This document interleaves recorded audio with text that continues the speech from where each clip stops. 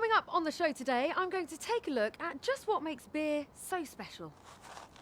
For centuries now, us Brits have been enjoying a traditional pint of beer. In fact, not so long ago, beer was drunk instead of water as it was a safer option. Whatever your level of knowledge or interest in the world of beer, you've come to the right place because today I'm joined by two experts.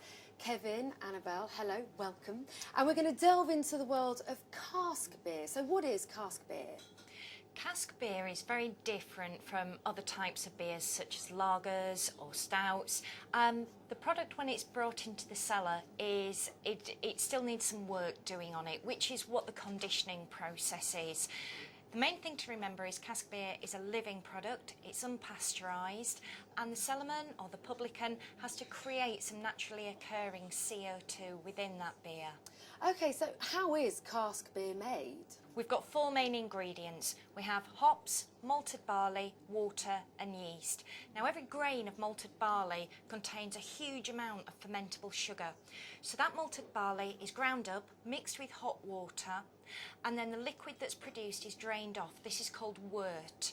That wort at the moment does not contain any alcohol, but as soon as we start adding yeast and then we add hops to add aroma and bitterness, so some more flavour to that beer, that's when we produce a cask ale. Then it's racked off into a container and sent into the pub where the cellarman finishes the process.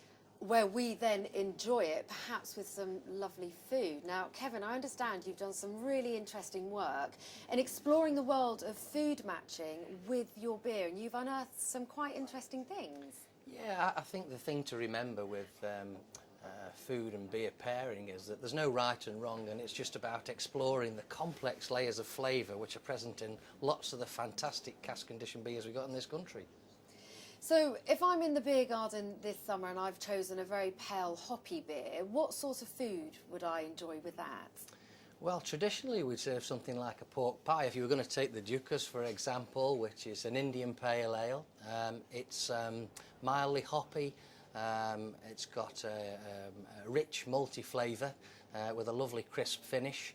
Great as an aperitif, but we'd also look to serve it with something with natural sugars within the product. For example, we're going to serve it today with our Shetland organic salmon, which again, once it's seared and cooked off in a really hot oven, the natural sweetness of the salmon comes through and complements the Dukas fantastically with the sweet malty flavours within the beer.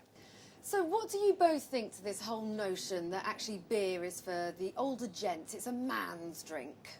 I think that really is a myth, actually, and if you look at the massive variation in flavours, there really is something for everybody and every genre, every age group within cask beers these days.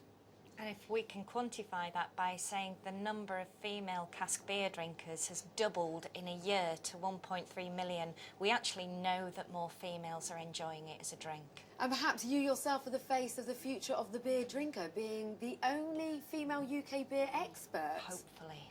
Thank you both so very much. If you want more information, do have a look on the website, chefandbrewer.com. For now, though, I think we're going to stay behind and we've earned ourselves a nice pint. Yeah? You in? Oh, yeah. Good. I'll see you next time. Bye-bye.